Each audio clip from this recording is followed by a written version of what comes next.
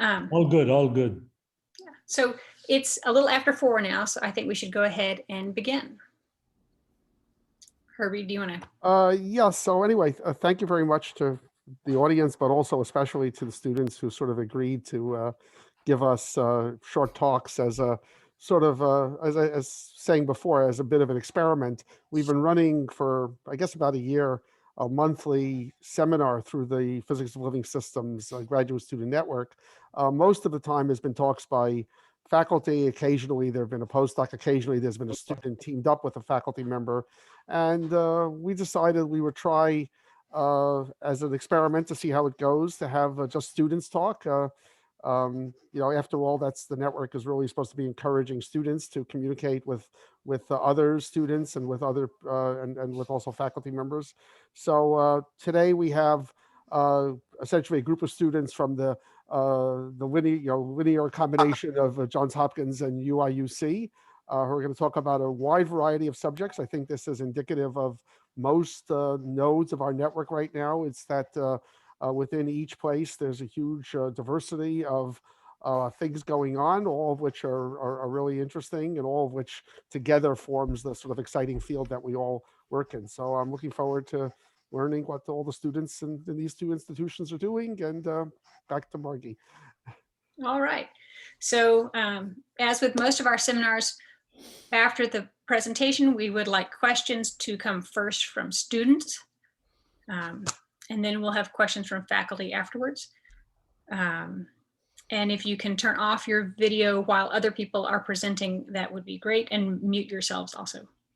So our first speaker, we're going in alphabetical order by first name, and our first speaker is Claudia Carcamo, who is a 4th-year PhD student in biochemistry, cellular and molecular biology. She is in TJ Hawes' lab at Johns Hopkins. So go ahead, Claudia.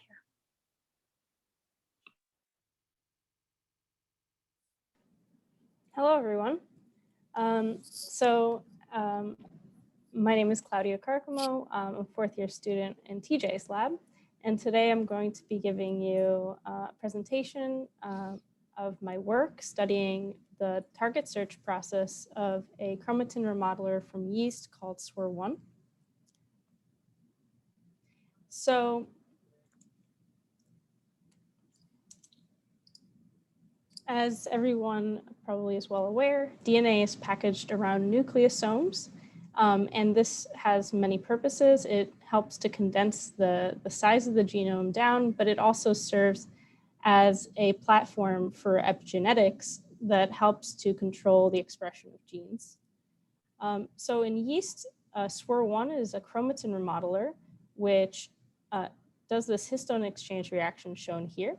So what it does is it replaces the canonical H2A, H2B histone dimer with a non-canonical H2AZ, H2B dimer. And this H2AZ is deposited preferentially at the start of actively transcribed genes. So what I'm showing you here are CHIP signals, which is chromatin immunoprecipitation, of where we see nucleosomes relative to the transcription start site of genes in yeast. And what we see is that there's a very well-positioned nucleosome at the start of the genes, and then they're well-positioned going into the gene bodies. And what we also see is that there's a region just prior to the first nucleosome where there aren't nucleosomes, and this is called the nucleosome depleted region. SWR1, this chromatin remodeler that needs to perform this reaction, is found at its target when you look at its CHIP signals. And so Carl Wu's lab at the Homewood campus of Johns Hopkins studied the biochemistry of why this could be. Specifically, they found that when looking at binding of the chromatin remodeler to dinucleosomes with different linker lengths, so you can have long linker, 140 base pair, and short linker, 20 base pair, where 140 base pairs is resemblant of this nucleosome depleted region, and 20 base pairs is resemblant of these gene body-spaced nucleosomes. What you see is that these long linker dinucleosomes actually outcompete these shorter linker dinucleosomes. So what they conclude in this study is that this chromatin remodeler is targeted to these nucleosome depleted regions, and then it's able to find these flanking nucleosomes. Now, what's well characterized for transcription factors and for restriction enzymes and for mismatch repair proteins, for example, is that this process of binding DNA nonspecifically and then performing 1D diffusion can actually enhance the rate at which these other proteins find their targets. So rather than performing a purely three-dimensional search and then just landing on the target, by performing this nonspecific searching, it increases the rate of finding its target.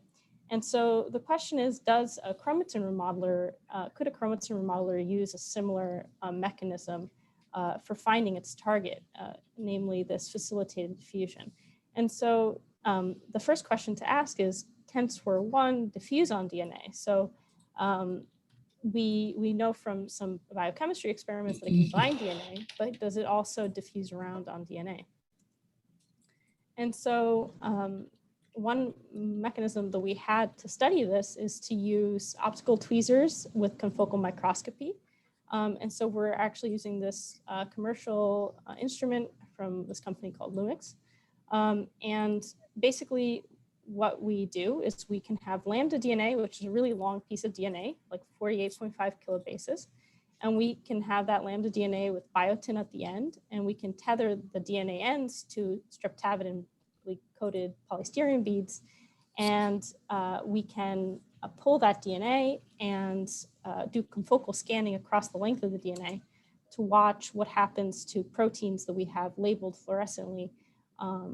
After they've bound the DNA, do they move around or do they stay put where they've bound?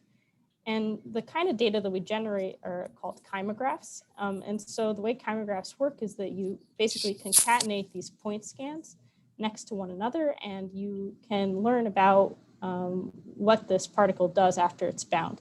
So for example, this one, it's bound and it stays where it is, and it either falls off or photobleaches, but there's other examples where you actually see it diffusing up and down along the length of the DNA.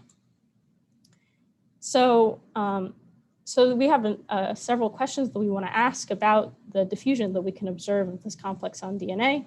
The first and maybe most obvious is there any effect of ATP on its diffusion? So ATP is chemical energy, and one possibility is that this chromatin remodeler could be hydrolyzing ATP to fuel its diffusion on DNA. So what we can do is compare diffusion with and without ATP.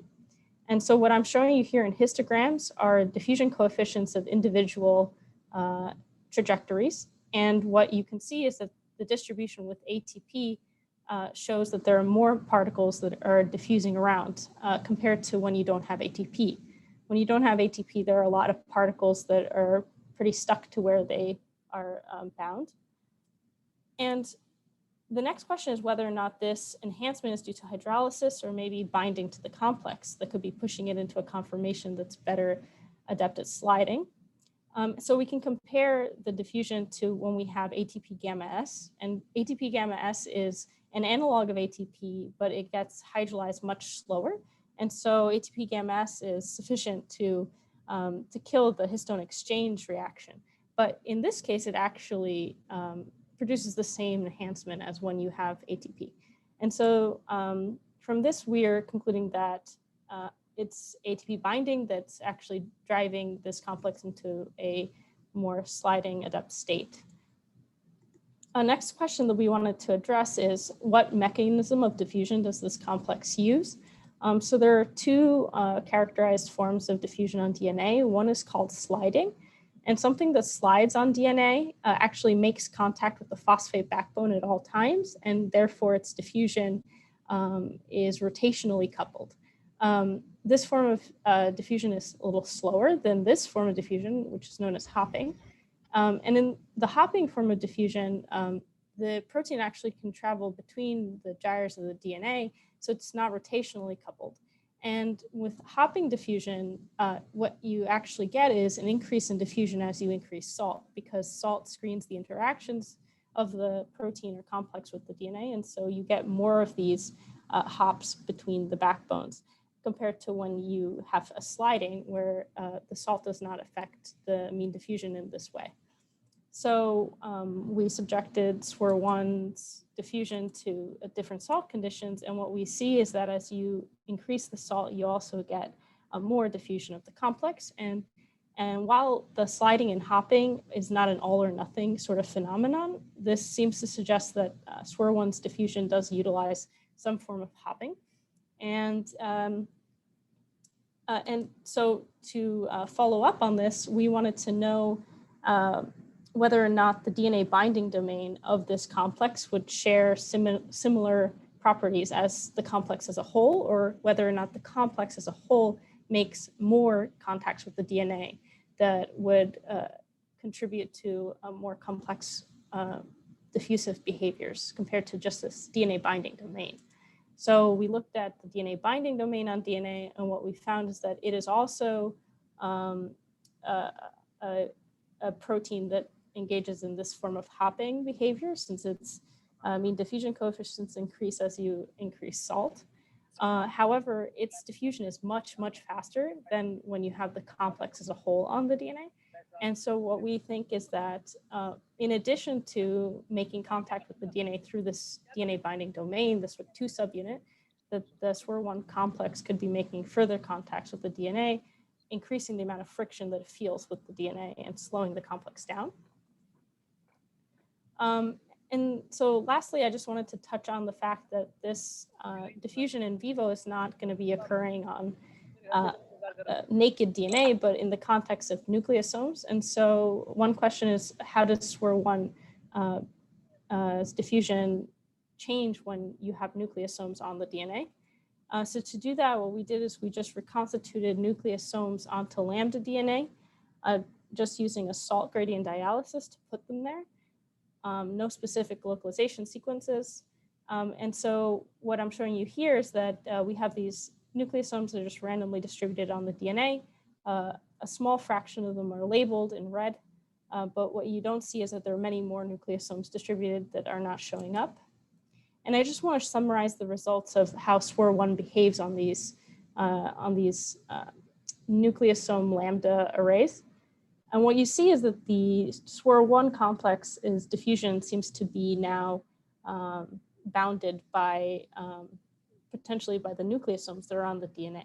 And so now its diffusive profile shows a lot more slow, if not not diffusing particles, or has these like evidence of confinement between two closely positioned roadblocks. So I just want to summarize my talk today by saying that in terms of whether or not this chromatin remodeler could be using facilitated diffusion to find its targets, that the SWR1 complex does slide on DNA. Its diffusion is modulated by ATP binding, and that it uses some form of hopping to traverse the DNA, and that the contacts it makes with the DNA seem to be more complicated than just its DNA binding subunit alone contacting the DNA. And finally, I've also observed its diffusion in the context of Cas9 being bound to DNA, and it seems that it's not capable of sliding over proteins or these nucleosomes. But in in vivo context, I kind of envision SWR1 binding somewhere along this NDR and diffusing around, and potentially there's dynamics of whatever is bound there, and it's still possible for it to encounter these flanking nucleosomes through this one-dimensional diffusion process. So with that, I just wanted to thank my PI TJ and our collaborator Carl Wu, and people that have supported this project. Any questions? Thank you so much. That was pretty cool. Do we have questions from students? If you have a question, feel free to unmute yourself and ask away. Hi, Claudia. Saurabh here. Great talk. So I have one question. Is there any specific reason you are using C-trap for studying the diffusion dynamics? Can't it just be done using simple turf, and you will also not lose the time resolution by scanning the confocal? Yeah, so as you're mentioning, a lot of people do these measurements of diffusion on DNA using DNA curtains and turf microscopy. And like you said, you have the advantages of having faster frame rates. However, because I'm doing confocal line scanning, I actually have temporal resolution that's comparable to what you would get with turf microscope. The other benefits of using the C-trap and the optical tweezer system is that I can pull DNA to a certain tension, so 5 piconewtons versus, and so we're achieving a contour length of the DNA versus when you're using like these flow experiments or these current experiments, you don't achieve this necessarily this length of extension. The other thing is because you are suspended in the middle of a sample chamber, you're pretty free of surface effects. So there's this is going to be these are some advantages of using the optical tweezers. It's lower throughput, meaning because you can't observe many in tandem, but yeah. Thank you. All right. We have one more question.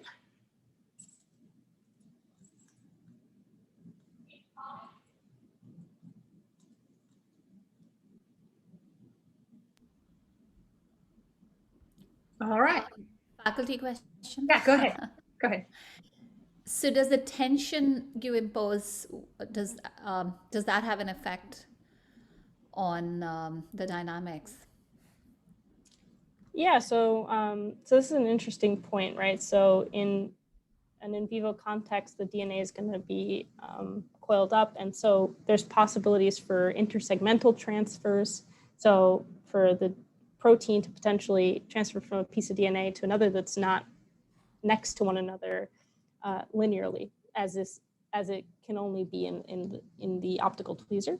So that's one caveat. However, the measurements we're making are still indicative of properties of this protein, and because these facilitated diffusion has been studied in these 1D systems where you have something stretched out, there are still interpretations that you can make on the biophysics of how it diffuses on DNA.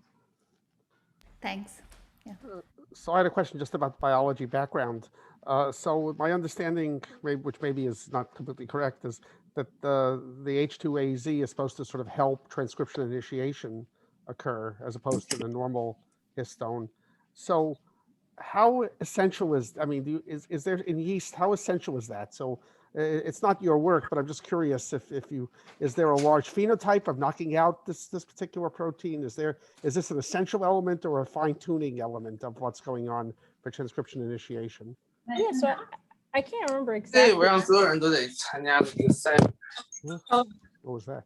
So I can't remember exactly, but in the papers that discuss SWR1's function, they do knockouts and they look at survival of these cells. However, the H2AZ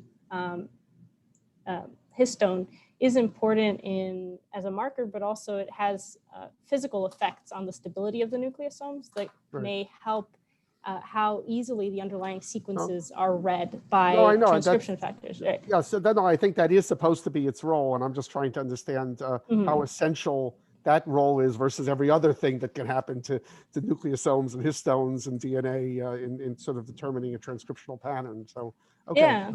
That's okay. I'm just curious because yeah. Okay, anyway, thanks. Okay.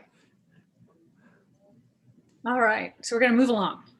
Next is Luis de Jesus Astacio, who is a fourth-year biophysics student in Seppi Kuhn's lab at University of Illinois at Urbana-Champaign.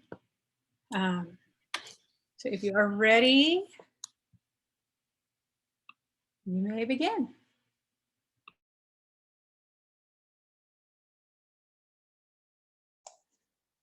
Hello? Yep, go ahead. Okay. Yeah, hello, my name is Luis Miguel. I'm actually a physics student. I'm not a biophysics student. But yeah, I work with Seppi Kuhn. And today I'll be sharing with you a summary and results of a project that we recently finished concerning long-term carbon cycling in materially closed ecosystems. And before starting, I wanted to acknowledge my lab colleagues that also work with me in this project, especially Kamudi, whose work in the second later part of the project was very crucial to finishing up. So with that, I'll start. So wherever there is life, there are nutrient cycles. And nutrient cycling is simply the cyclic flux of nutrients among the organisms of a ecosystem.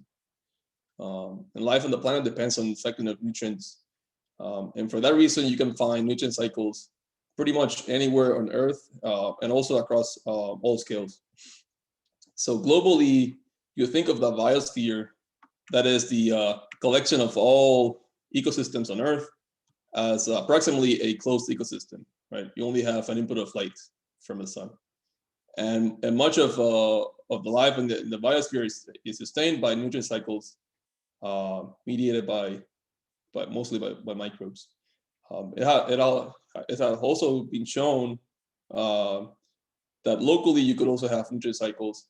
So it has been shown that in aquifers, microbial communities in aquifers, they naturally assemble to perform nutrient cycles to overcome nutrient limitations. So nutrient cycles are very important. And the goal of my project was to understand how nutrient cycles emerge and persist in ecosystems. And more precisely, the question that we wanted to address is, how do communities self-organize to cycle nutrients? And the approach that we use is to develop a model system that exhibits this phenomenon of nutrient cycling. So to do this, we used closed microbial ecosystems, or CES, to study nutrient cycles. And here I'm showing an example of a closed ecosystem. It's not actually what we used, but it's a pretty good example. It's commercially available. It's known as an ecosphere. You can see some shrimps and some algae. And these closed ecosystems have been shown to sustain themselves for many years just by providing light. And for my project, I used a similar light-driven closed ecosystem, but mine were composed only of microbes. And the reason we think that closed ecosystems composed of microbes are ideal models of nutrient cycling is that the persistence of a closed ecosystem depends on nutrient cycling. So since the amount of nutrients are not externally replenished, the closed ecosystem has to sustain nutrient cycles by necessity, just to persist. So we have that for free, essentially. And also the fact that the organisms are micro scale means that our closed ecosystem can be pretty small, and which allows us a very high degree of control in the lab. For my project, we only focused on cycling of carbon. So I want to make the distinction now. And here I want to walk you through how carbon cycling works in a light-driven closed ecosystem. So carbon cycling is comprised of two processes. There's carbon respiration and carbon fixation. So let's first consider carbon respiration. So carbon respiration it's composed of the microbes. They take up organic carbon in the form of sugars and oxygen, and they just respire CO2, right? So respiration by itself will result in a decrease of oxygen concentration in the closed ecosystem, or conversely in an increase in CO2, that's shown here in the plot. Now, if we consider an ecosystem that also has light input, now you can have both respiration and fixation.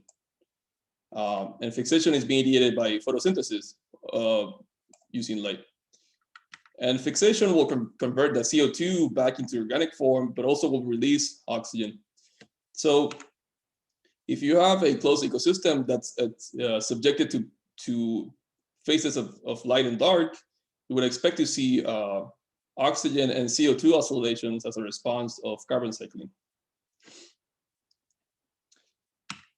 So before we saw that carbon cycling results in oscillations, and that the slopes of these oscillations are related to the rates of fixation and respiration of carbon. But how can we actually measure this without opening the system?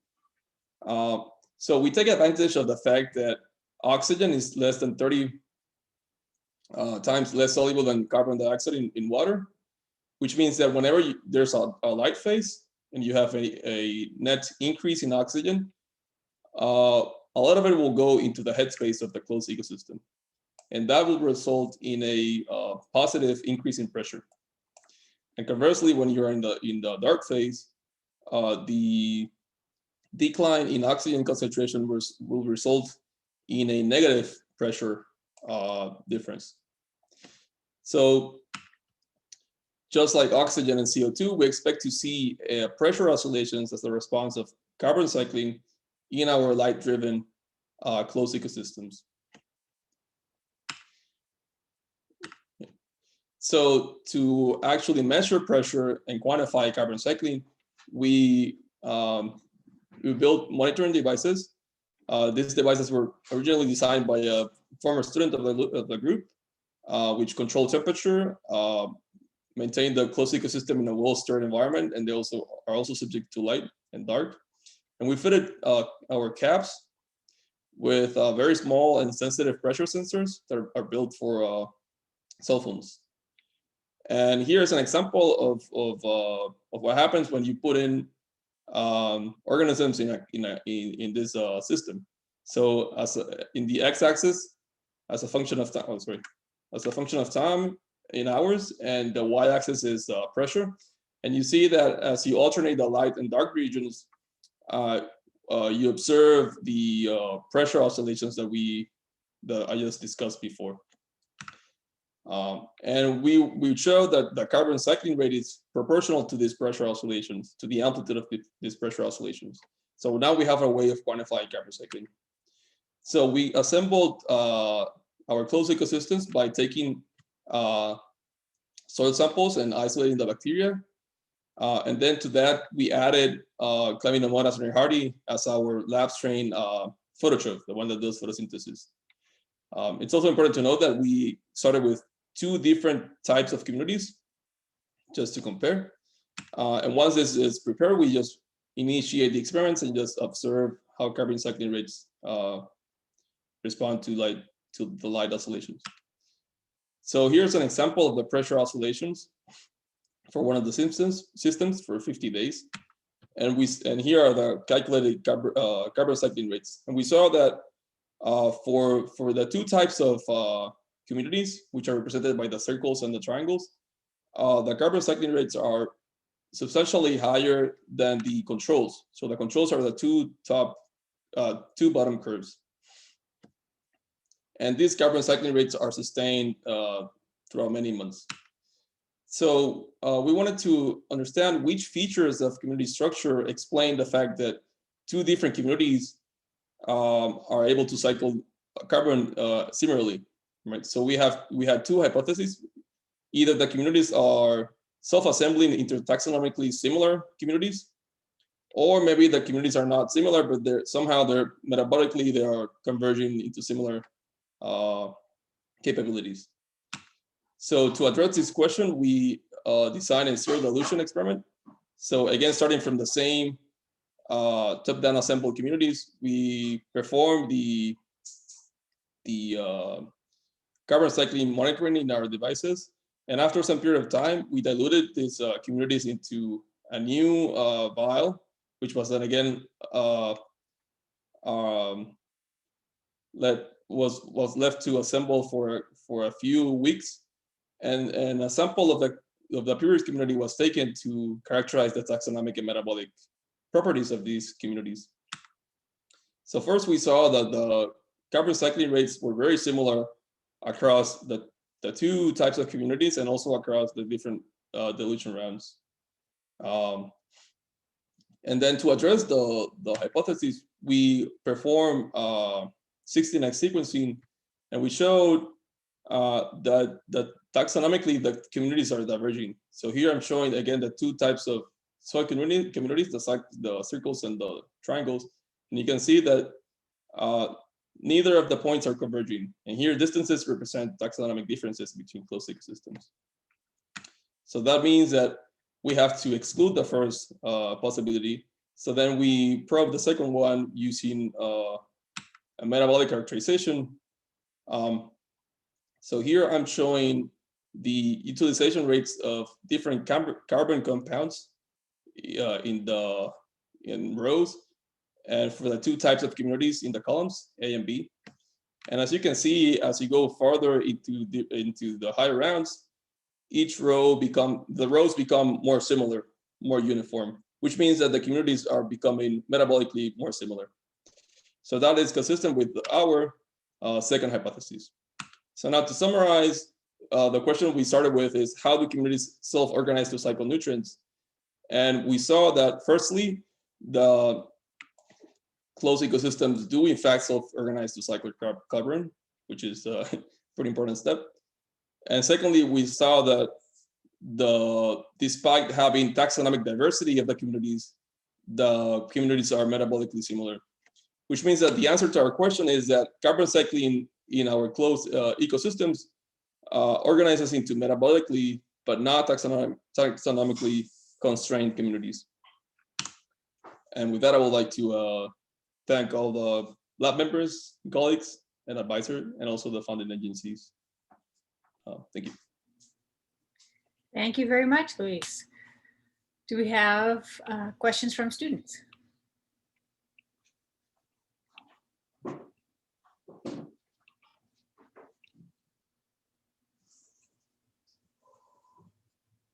I have a quick question.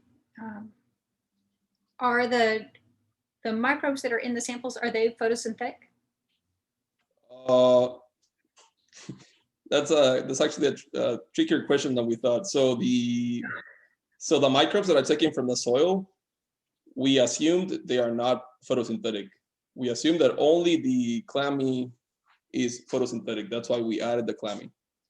But in fact, we saw that we used drugs to ensure that there were no photosynthetic microbes in our samples, but we later saw that in fact there were some in very small amounts, but measurable amounts. But we showed by later experiments that in fact the contribution of photosynthesis is almost entirely due to the single lab strain that we added, the Chlamydomonas strain hardy. Cool. Thanks. Hi, Luis. This is David. I had one other question. Excellent talk, by the way. Do you think that Sear and Hardy is mostly staying really close to the LED at the surface, and then the other organisms that you get from the strain or from the sample that you collected are sort of metabolically and like spatially organizing on top of that in order to get the metabolic behavior that you see, if that makes sense? Yeah, we didn't probe the information of the spatial heterogeneity in our communities. The closed ecosystems are well steered to ensure that there's not much, that it's mostly homogeneous. And in fact, the light comes from the bottom, not from the top. It's difficult to answer the question. We didn't try to understand how spatial structure might influence the carbon cycling. But we think it's not terribly important, because we did see that some closed ecosystems exhibited some aggregates once they were open, and some didn't. And we still measured pretty much the same carbon cycling rates for both. So yeah, it's something interesting, but it's beyond the scope of our technique, I guess. But thank you. Okay, thank you. All right. Thanks again, Luis. Yep. We're going to move on to Nandan Haloi, who is a fifth-year PhD student in biophysics in Imad Taj Horshid's lab at University of Illinois at Urbana-Champaign. Thank you very much for the introduction, Margie. First of all, I would like to thank the organizer for giving me the opportunity to give the talk, sharing my research.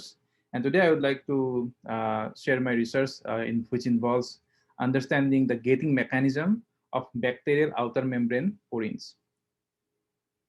So why bacterial outer membrane porins? Because they are located in the outer membrane of gram-negative bacteria. And as all of you might all know, that treating gram-negative bacteria are problematic in terms of antibiotic resistance, because they have a extra layer of outer membrane which doesn't exist in the gram-positive bacteria.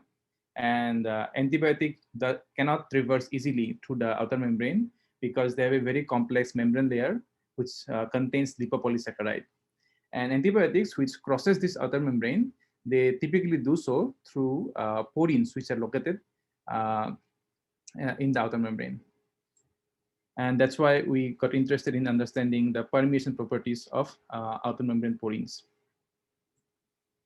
A very interesting feature of this, many of these outer membrane porins, is that they show a gating behavior, which people have previously characterized in electrophysiology experiments, which you can see in this trace, where people have seen that these porins modulate between open and closed states. And the hypothesis behind this gating mechanism was that there is a internal loop L3, which caused the most constriction region along the pore. And this might be the loop which might cause this gating motion. And according to the hypothesis, there is two acidic residues, B121 and E117, which form hydrogen bond in the cluster of tyrosine residues, which I'm calling here as Y phase, which people have seen is in the crystal structure. And in the opposite side of the wall, there is a cluster of basic residues. So these basic residues might attract the acidic residues, and that might lead to this gating motion, opening and close. And however, there was not enough support for this hypothesis in previous literature. So there is also a very significant functional role of this gating motion, which people have suggested in previous literature, where people have seen that when there is an increase in the negative charge by a mutation of G119D in the loop, then it moves towards these basic residues. And that's how also the constriction region of the pore gets also narrower. And importantly, this particular mutant is found in the clinically resistant strains. And also this mutant has shown to decrease the permeability of antibiotics through these porins. And that's why understanding the equilibrium dynamics between of this conformational landscape of this loop is very important clinically also. So to understand this, we perform molecular dynamic simulations where we place this trimeric protein in a lipid bilayer and then perform several microseconds of simulations. And during these simulations, we saw that this loop is indeed dynamics, which suggests that this loop can indeed swing between open and closed states. And we have seen this in multiple replicas of simulations, which I'm showing you here in the RM root mean square division of the loop 3 in compared to the crystal structure configuration. And now that we have we identified that this loop dynamics could be involved in the gating process, we wanted to get deeper into the analysis, for which we decided to use Markov set modeling. And for Markov set model, we need a feature space, which is basically we need some kind of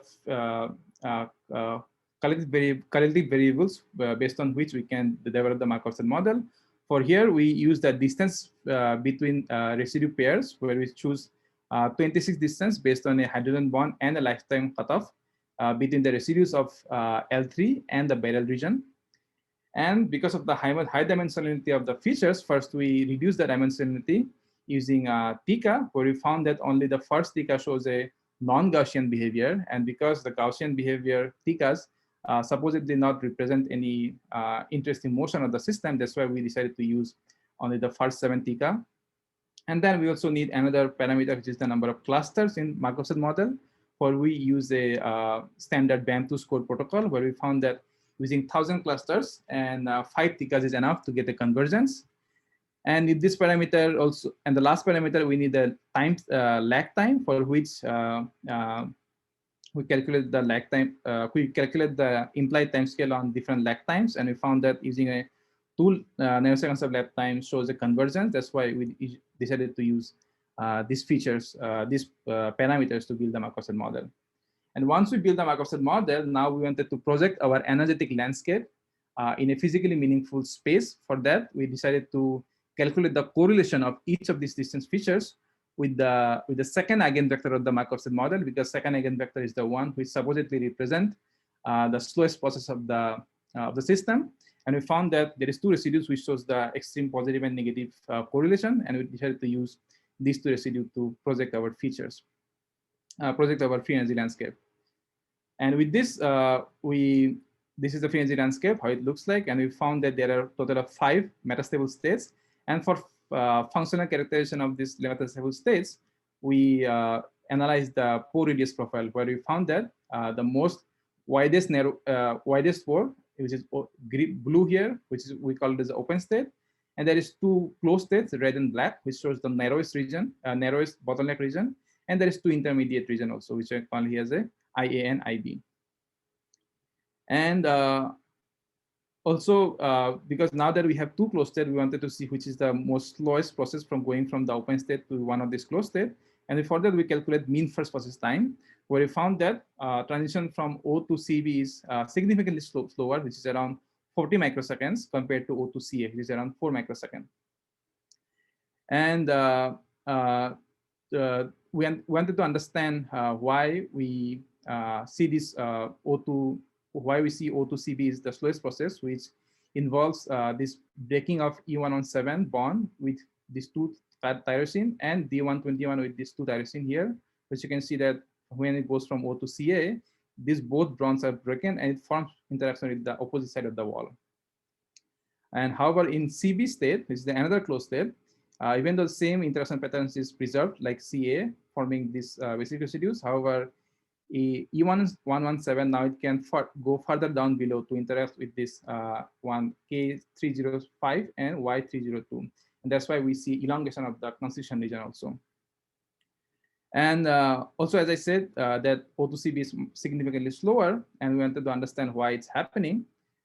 We saw that with more analysis of the system, we saw that there is a proline residue in L3, P116. When it goes from O to CB, there is a conformation and restriction happen in the Ramachandran plot phi and psi angle. And also there is a partial unfolding of few residues of the alpha helic regions, which you can see from here. There is 3 residues which lost its alpha helical property, and both of these costly process doesn't need to occur during O to CA transition. And that's why we think that O to CB is significantly slower than O to CA transition. And also we wanted to get more deeper into the mechanistic insight of the system, for which we derived all the pathways emerging from open state and reaching the CB state, and for which we use the transition path theory analysis. And using this analysis, we found that most of the pathway which emerged from O state, it first visits the intermediate state IB, and which you can see structurally here in this plot, where going from O to IB, now E117 lose the interaction with this 2 tyrosine and form interaction with this basic residue and this tyrosine residue here. And that because this is the process involved in most of the pathway, we're calling here as a activation step. And once it reaches this IB step, then it can reach now this CB state, either directly to CB state, or it can first visit the CA and then go to CB. However, either of this process, it involves now losing of this D121 with this tyrosine residue here, and then start forming interaction with these basic residues on the opposite side of the wall. And so this analysis suggests us that E117 and D121 has 2 differential roles, where E117 involves in the activation process of the gating mechanism, and D121 is involved in the full collapse of the pore towards this basic residue so that it can fully close the pore. And now we wanted to verify this mechanistic insight we get from this model using metagenesis in our simulation. And for that, we wanted to first block the activation step by mutating this R42 residues to a acidic residues, because that way it will repel the E117, which is supposedly block the activation step, and further down the road, it should block the close state also. And also, accordingly, also we with the same logic, we also mutated K16 because K16 is very close to R42, which also supposed to block. If you mutate K16 to a basic acidic residue, it is supposed to block the activation state. And also we perform mutation of R132 to a acidic residue so that it can also disrupt the closed states. And with this mutation, we here is the energetic landscape again. We perform same sets of simulations, similar sets of simulation as the wild type using these mutations, and we build the Markov model, and we project the energy landscape using the similar features. And here, as predicted, now we can see that when with this mutation, now the closed states are energetically significantly less stable than in the wild type. And also we can see a energetic destabilization of the intermediate states here. And similar case also for the R42D and R32 and R132D also we found that the closed states are less stable than in the wild type.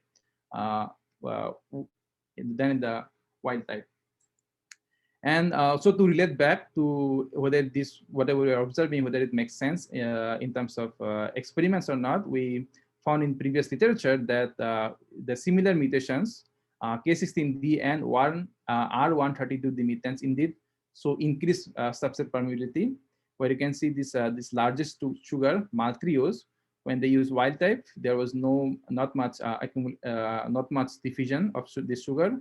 However, with this mutation, you can see a increase in the accumulation of this particular sugar molecule. And other sugar was not affected as per in the literature because these are smaller than maltotriose.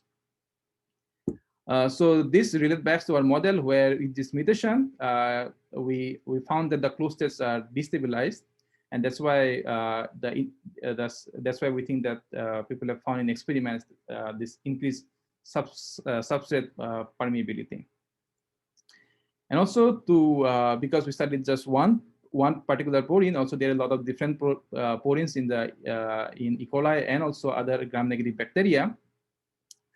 We performed sequence alignment, and we found that this the residues involved in the gating process is highly conserved, and that's why we think that this gating mechanism could be generalized to other porine as well, but it shouldn't be generalized to some other porines such as Pseudomonas aeruginosa porines, which has different porine architecture than OMPF.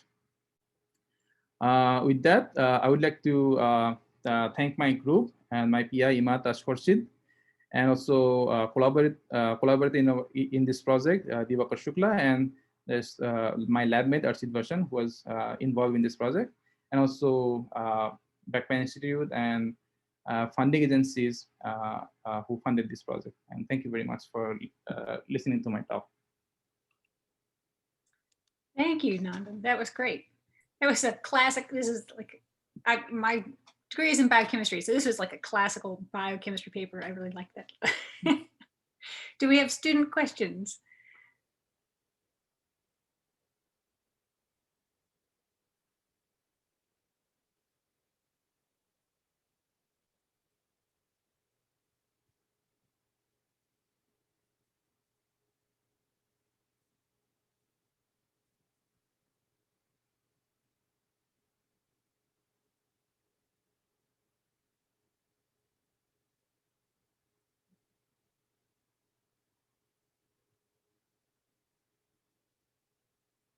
Well, I'll ask, what are y'all going to do next?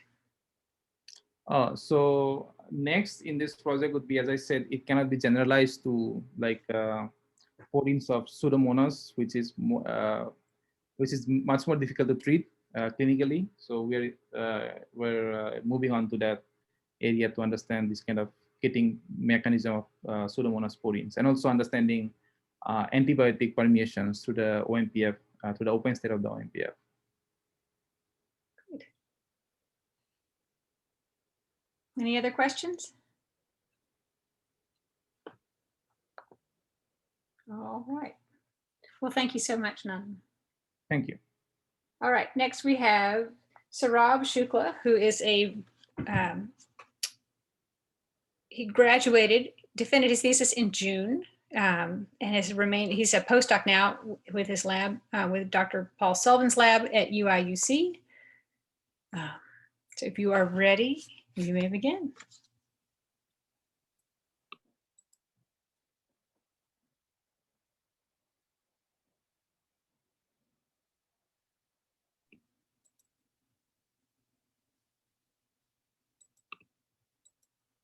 You're still muted.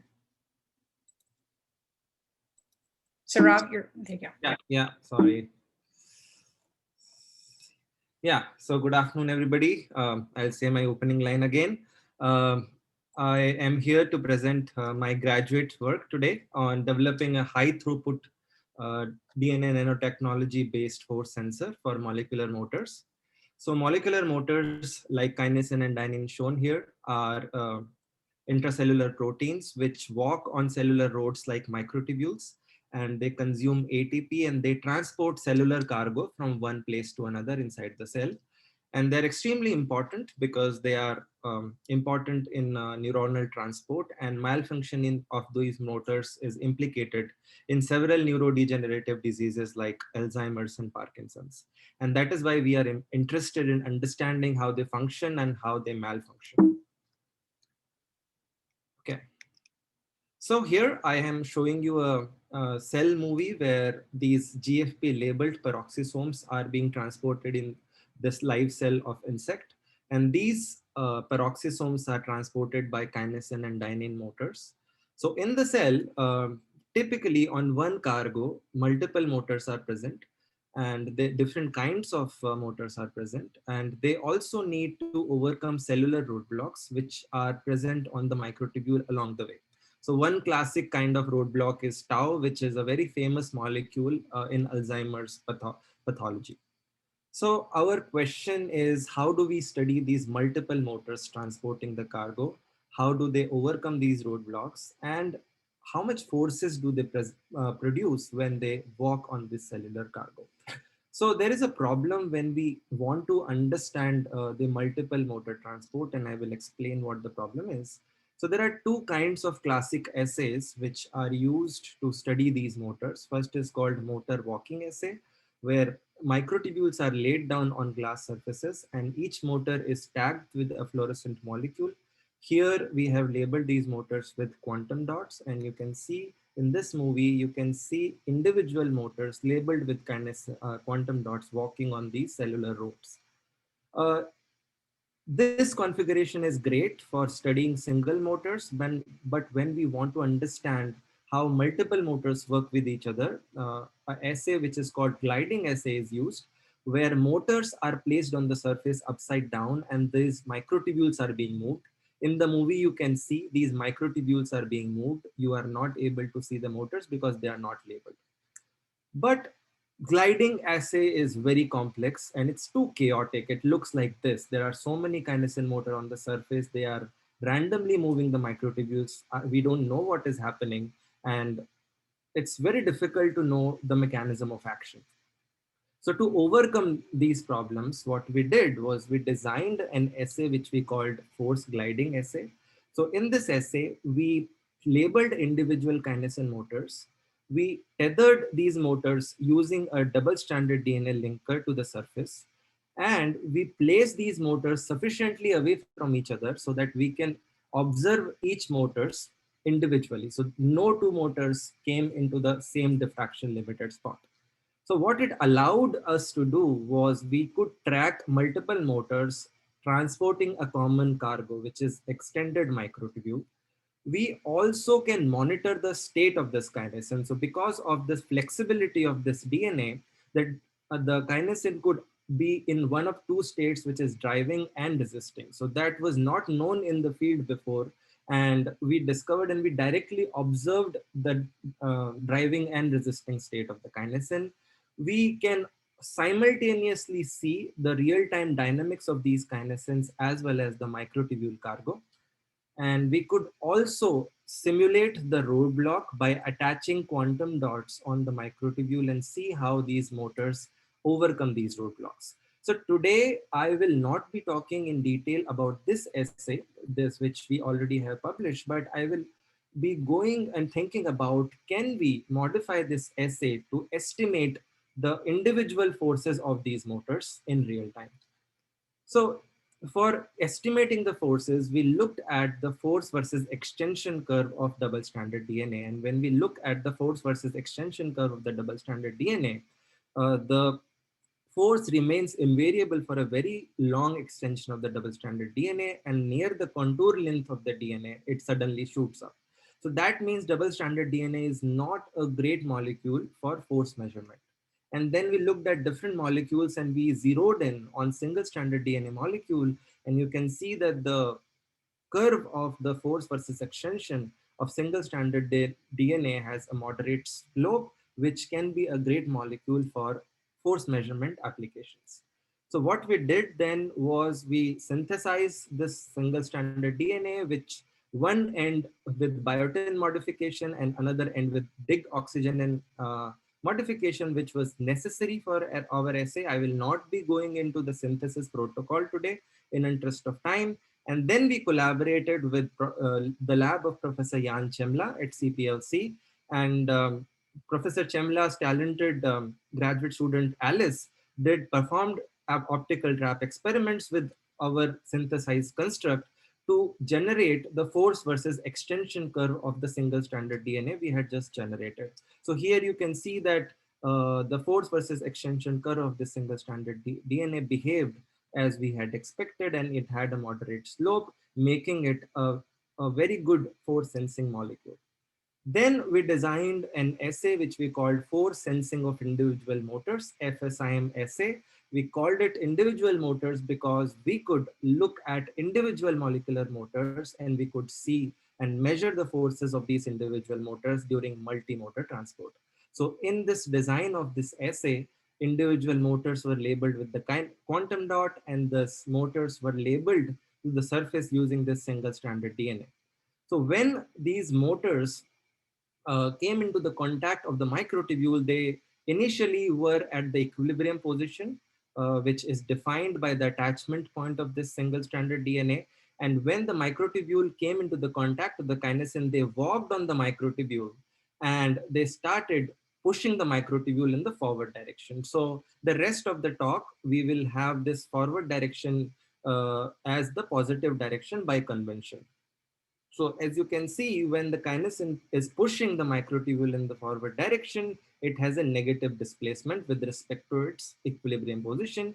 So we basically localize the kinesin position with respect to its equilibrium position, which gave us the extension of single-stranded DNA. And from our force versus extension curve, which we had already derived from the optical trap experiments, we could calculate the forces of individual motors. So right now in this configuration, the kinesin is in driving position.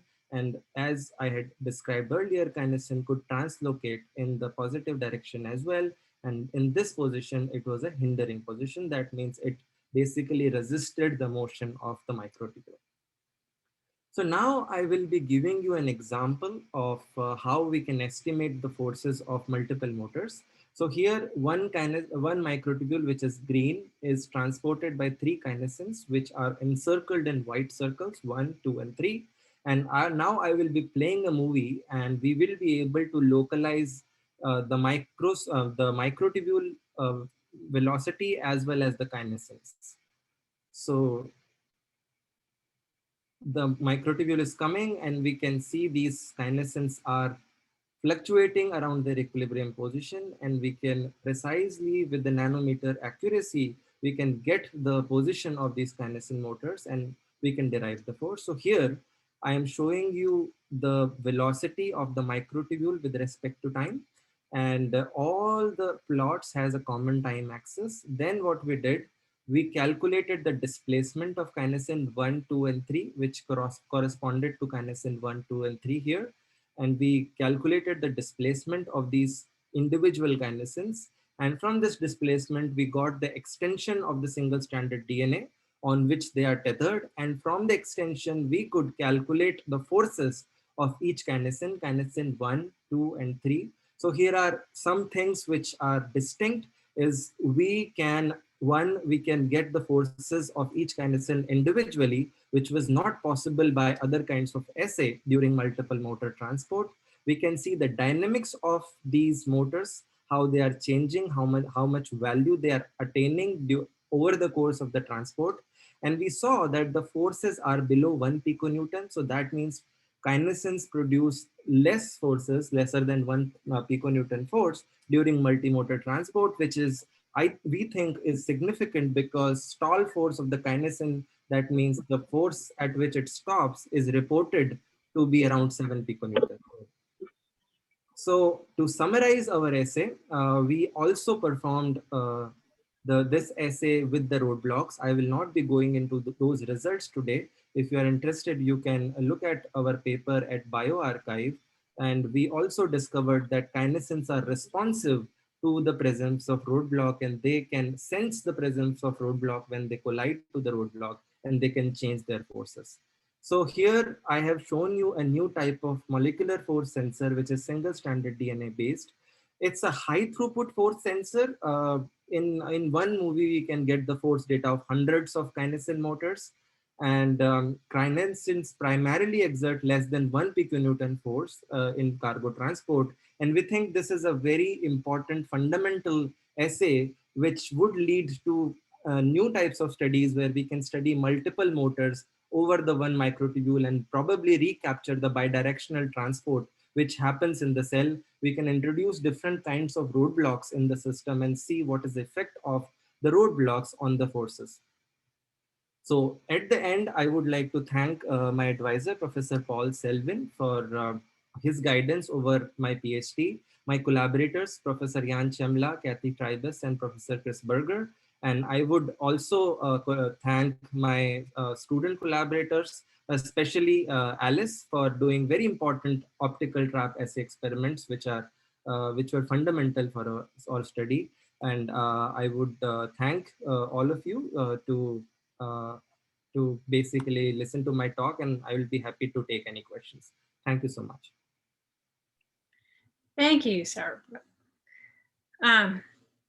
Do we have student questions?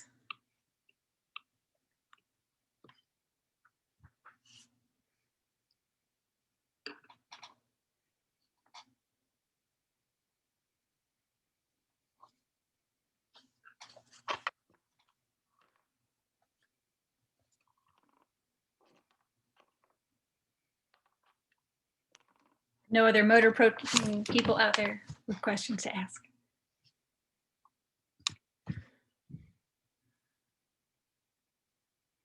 I could ask a question. So you have the one end of your single-stranded DNA is tethered to a surface, and the other end is free to is tethered to your protein, which then binds the microtubule. So the microtubules, are they just randomly like scattered on the surface, and is there anything keeping them tethered to the surface and resisting this the forces that are being applied, or is the microtubule moving as a response? So basically, microtubules are introduced in the flow chamber, and they are randomly diffusing in the solution, and they randomly attach to the kinesins on the surface. So kinesin has a binding site on the microtubule. And when they bind to the one kinesin, they move around on the one kinesin, and they find other kinesins also. And depending on the concentration of kinesins on the surface, they can find multiple kinesins and move on these multiple kinesins. And that's how we see, so we do it in the turf mode. So we only see the kinesins which are gliding on the surface, and we don't see the kinesins which are in the bulk liquid.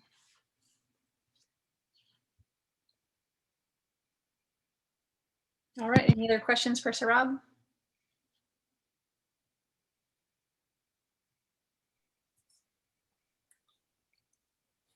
Yeah, I have one question.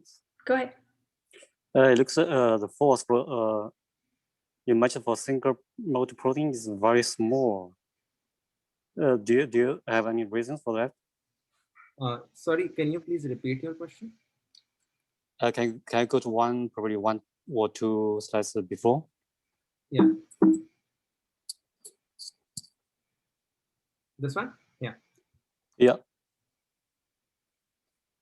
So the force you measured for each motor is looks very small. It's less than 1 picolewton. So this is quite different from other experiments. So I was just wondering the reason. Yeah. So basically, when basically in the previous optical trap experiments, when people looked at forces, they looked at the stall force. That means maximum force produced by the kinesin, and which is around 6 to 7 piconewton. But here we are looking at forces which kinesins are producing during when they transport a cargo, which comes out to be way lesser than the maximum producible force. And that's what we are calculating here. So basically it's kind of an operating force of kinesin, which is much lower than the maximal force of the kinesin, which is 7 piconewton. Okay, I see. So that means you cannot, from this method, you cannot measure this maximum force or store force for the motors, yeah? Yes, so basically we can measure the forces. So whenever the kinesin has a lot of resistance, it's in its way, it increases its force to the stall force. So we can see these events. So this assay can sense at whatever force the motor is operating at. Sometimes it operates at stall forces very rarely, as per our study. I see, because here you just have one single microchip. So yeah, thanks. All right. Thanks, Saurabh. So now hang on in there. We've got one last talk. It's Yuhan Wang is going to speak. She is a 4th-year PhD student in biophysics in Martin Grubela's lab at the University of Illinois, Urbana-Champaign. Muted. Hi, everyone. Good afternoon. I'm Yuhan from Grubela Group at University of Illinois. Today, I want to focusing on one of the topic from my current project. I want to introduce a new method that we use in our lab to quantify protein-protein interactions in the living cells. I want to start my story from evolution.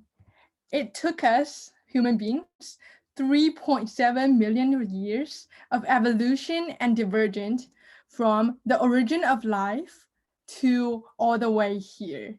So we start from a common ancestor and then diverged into bacteria, archaea, eukaryotes, and then diverged to all other modern species.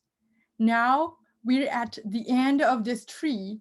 When we look back and compare our human cells with those bacteria cells, we can find there are a lot of difference, which is not surprising.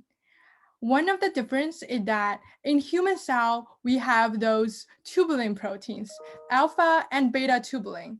Those can form microtubules and become a very important part of the cytoskeleton.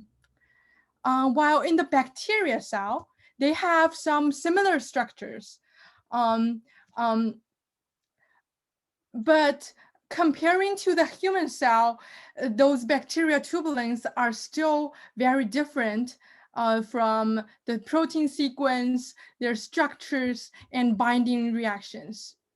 This is also not surprising because we're highly divergent already. However, in 2002, people find another gene from bacteria called beta-A and beta-B. Interestingly, they're from bacteria, but they showed higher sequence similarity to the human tubulins. So they're from those area, but instead of being similar to anything from here, they're similar to something from here. So this discovery is one of the evidence of gene transfer.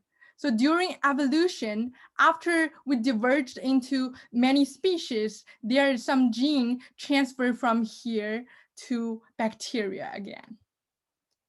In our lab, we're studying the protein-protein interactions. And beta-AB drew our attention because they have 3 major properties. First, they showed high sequence identity to human tubulins.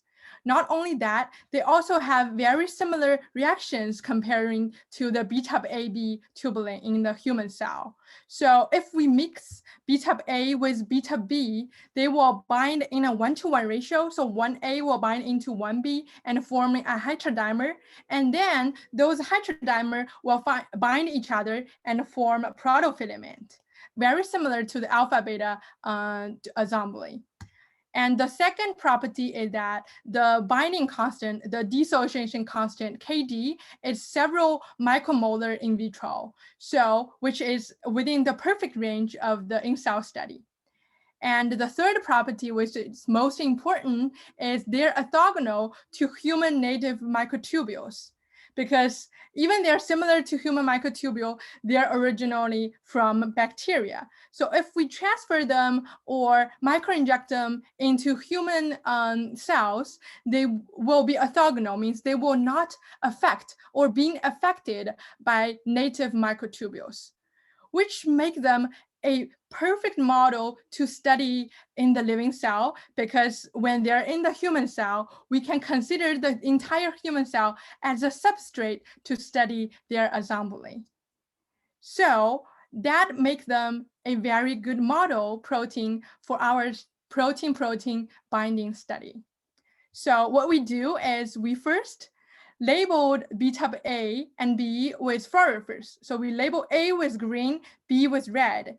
And once they form a heterodimer, those two fluorophores will be very close to each other and having FRET. So by the FRET signal, the fluorescent signal, we're able to tell whether those A and B are bind or not. And the first thing we want to check is whether they're still forming good microtubule in vitro and in cell. And the answer is yes. In vitro, they can form those well-structured microtubules, and in cell, they also formed in the cytoskeleton. Although it's located in the nuclear here, but this is the zinc sheet on the line of the nuclear area. So now we're asking one more question is, can we quantify their binding affinity in vitro as well as in cells? How should we quantify their binding affinity? So I'm gonna introduce the method of quantification in vitro first, and then move on to in cell. So in vitro, we have a very standard methodology that to quantify the binding affinity, which is called binding titration. So we have beta-A labeled with green, B labeled with red. If there is only green protein in the solution, then when we look at the spectrum, we will see a green peak. And this will be our baseline. So we will plot this at the origin. And then as we increasing the concentration of the red protein in the solution, more and more red will bind with the green and forming and creating FRET signal. So we will get an increasing fluorescence of the red peak and of decreasing of the green peak, because there is energy transferred from the green to the red. So if we also baseline it, we will see a decreasing of the green and an increasing of the red. So if we can plot the decreasing of the green peak as the function of the concentration of red protein, then we will get a binding curve. So this binding curve will increase fast because there is binding happening. And then finally, it will reach a saturation, because at this point, all the green in the solution had bind with the red and forming dimer. So this binding curve, we're able to theoretically fit with a binding equation, and A will be the constant, and the small a and the KD will be the parameter that we want to fit from this equation. So in the end, we will be able to get the in vitro KD from the fitting. So the in vitro binding associate the in vitro dissociation constant is about 7 micromolar. Now let's ask a question. That's for in vitro binding quantification. Now we want to ask, can we do the same thing? Can we have the same curve for the in cell as well? The answer is no, because in vitro, we can control the green the concentration of green protein as a constant. For example, here 2 micromolar. However, in the cell, we cannot tell the cell that please express only 2 micromolar of green protein in the cell. It's not going to listen. So instead of having one curve, we will not only have one curve, which is 2 micromolar, we will probably have one more curve at 4 micromolar, 8 micromolar, all the way to 20 micromolar. So our data point will not only located at the 2 micromolar curve, but also located randomly on this figure. So we're not able to find a curve that can best fit our data point. So how should we solve this problem? So we solve this problem by adding one more dimension. So instead of looking at it in 2D, we add one more dimension of the green and look at it in 3D. So in 3D, we can see even we have those multiple curves, but all those curves will be located on the same 3D surface. So here, we're able to fit all of the curves into a 3D surface. In this way, we're able to find a 3D surface that can fit all of our data and get our in-cell KD from the 3D fitting.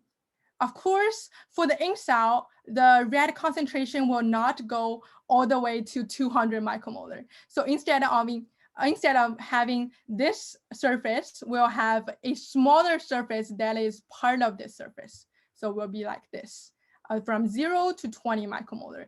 But still, we're able to fit into a 3D dimension. So all the data we need to acquire from our experiment will be the red concentration, the green concentration, and the FRET signal, the fluorescent signal. Okay, so now let's go to our experimental process.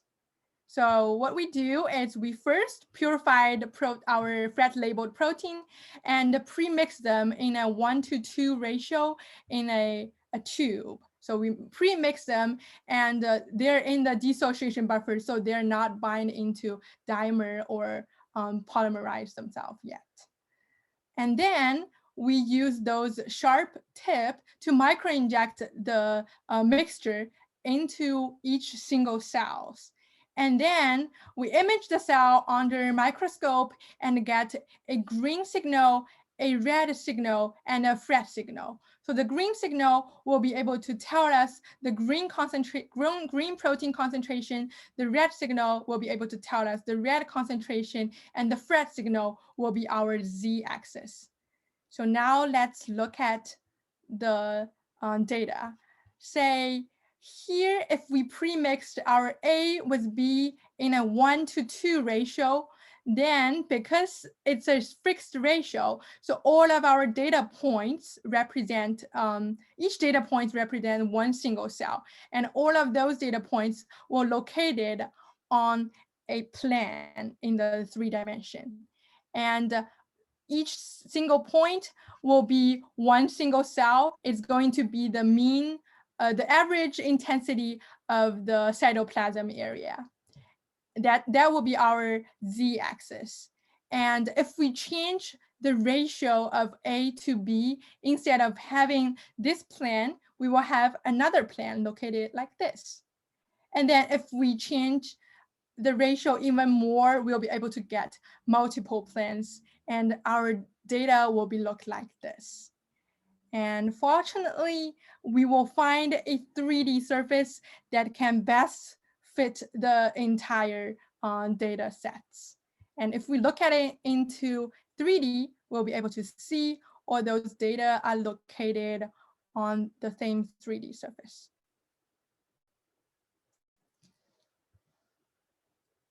Like this. Some of them are above the surface, some of them are below the surface, but they're very close. And from that 3D surface, we were able to fit the in-cell KD, which is 2.4 plus minus 1.4 micromolar. And the fitting on the goodness of fitting is very good. So comparing this in-cell KD from the in vitro, the in vitro is 7 plus minus 2.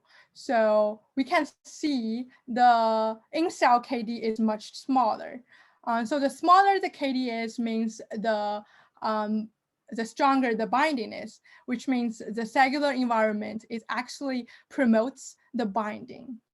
So our next question will be, why is it promotes? Is it because of crowding, or is it because of sticking, or the other quinary interactions, hydrophobicity? I will have a different topic, but I'm not gonna show today. There will be a little spoiler that the crowding is the one that contributes the most. So a brief summary, with FRET labeling, B-type-AB can still form tubules in vitro as well as in cell. And in vitro KD can be quantified using binding titration, while in cells, we use those 3D binding surface to acquire the KD.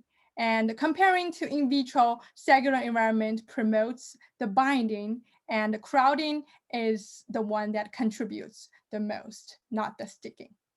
Okay, so in the end, I would like to thank my PI, Professor Martin Grubler, and my collaborator, Mahima, and my undergrad, Brooke, for their wonderful jobs in this project. And I would also like to thank the Grubler Group and our funding agency, NSF.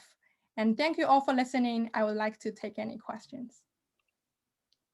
Well done. Thank you so much. Do we have student questions for Yuhan?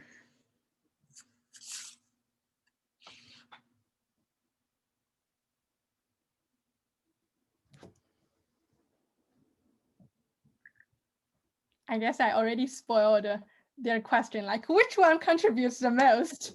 And the answer is crowding. We used to do that where you leave something out on purpose so that people will ask you about it. Yeah. Maybe I can ask a question because I'm a student of life.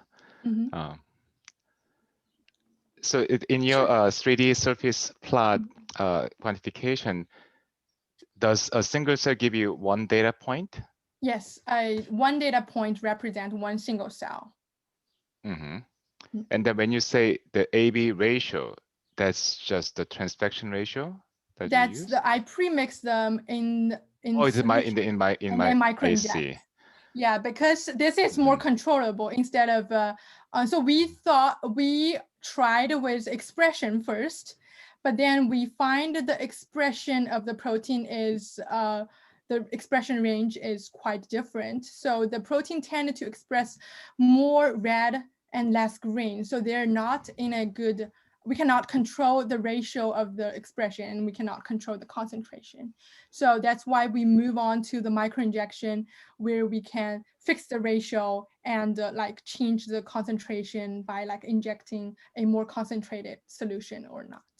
Yeah, I'm impressed that the ratio is really well maintained inside a cell. Oh yes, because this is that's why I did a pre-mixing. So I pre-mixed the ratio. So after I micro-injected, the ratio is not gonna change, right? The total of green and total of red will maintain in a same ratio as what is in the in vitro. And how much control do you have in terms of the absolute amount of injection? So you can, in your curve, you see many different data points along the same line. But can you predict what the signal will be based on the amount you put in, or did you put in the same amount for all the experiments here? Yes, I put the same amount for all the experiment. Like speaking of like same amount, it's not actually a same amount. It's like I fixed the pressure of the microinjection. So, but the actual volume that is actually injected into cell will be vary from cell to cell, because that will be different from the cellular pressure, and it will be different regarding of the viscosity of that cells, and it will also be different from like the cell volume and other stuff. That's why in the end, even I use the same pressure, I tend to inject the same amount into different cells, but in the end, it will give me a different concentration. Okay, thank you. Yes, that's why we also choose to do a 3D, because in 3D, although those data are randomly distributed, but we are still able to find a surface to fit. While in 2D, there is too many things to control. Okay, thank you. Yeah, no problem. So I have a related question. What is the cell-to-cell variability? Are you saying the volume variability or like the final KD variability? The final KD variability. Oh, yes. So here we're assuming all the cell has the same KD. Otherwise, it's really hard to find a common KD, a common surface to fit. And the final result I got is 1.4. So 1.4 actually is not only from the error from the experiment, but also it also includes the cell-to-cell like variability. So I would say the cell-to-cell variability is also included in this 1 to 4 micromolar, 1.4 micromolar. All right, any other? Can I ask a question? Sure. Does this tubulin dimer has a GTP binding set? Yes, it does. So we will also for tubulin for humans. So if you have GTP or without GTP, so the hydrolysis this will influence this binding constant. So I was wondering, so maybe in vivo, because you have GTP, this might be the reason why you have a lower KD. Oh, yes. So in vivo, in cell, it has GTP already. And in vitro, we manually add the GTP, which is about 0.5 millimolar into. And there, actually, we did a control that without GTP. So this is in cell, 2.4 plus minus 1.4. And this is the standard in vitro, 7 plus minus 0.8.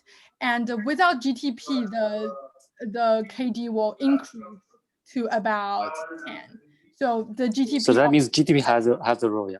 Yeah, does help binding. Okay, thanks. No problem. All right, we are way over time, so I'm gonna stop us here. Thank you all for staying to the very end. I really appreciate that. And thanks to all our speakers today. You guys did a great job. Thanks, very nice talks.